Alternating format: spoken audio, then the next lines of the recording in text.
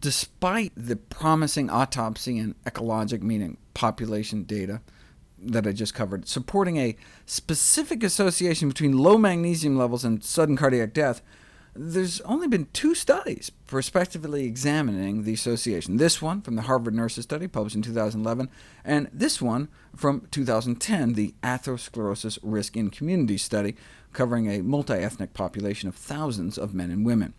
High blood levels of magnesium were associated with an almost 40% reduced risk of sudden cardiac death. And women in the highest compared with the lowest quarter of dietary and blood magnesium had a 34% and 77% lower risk of sudden cardiac death, respectively.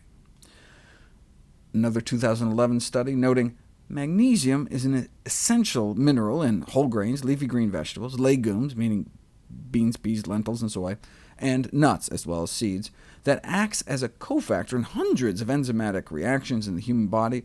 A considerable body of evidence indicates that a higher intake of dietary magnesium may favorably affect a cluster of metabolic and inflammatory disorders, including many of our top killers like diabetes and heart disease.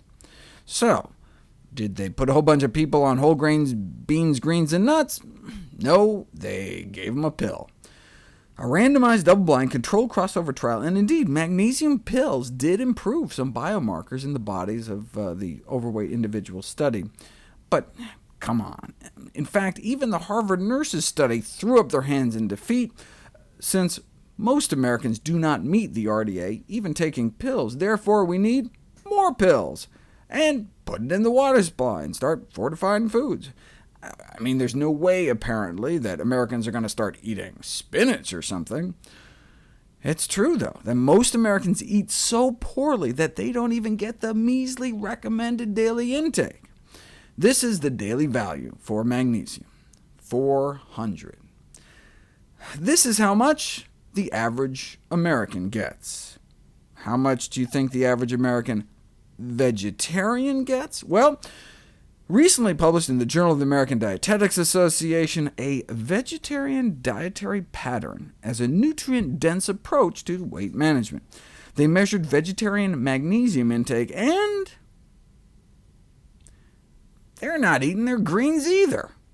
Non-vegetarians ate an average of 0.1 cups of dark green leafy vegetables a day. The vegetarians ate 0.15 cups. They did better, but still, not enough greens, beans, whole grains, nuts, and seeds. It's not enough to eat a plant-based diet. We need to eat a healthy plant-based diet.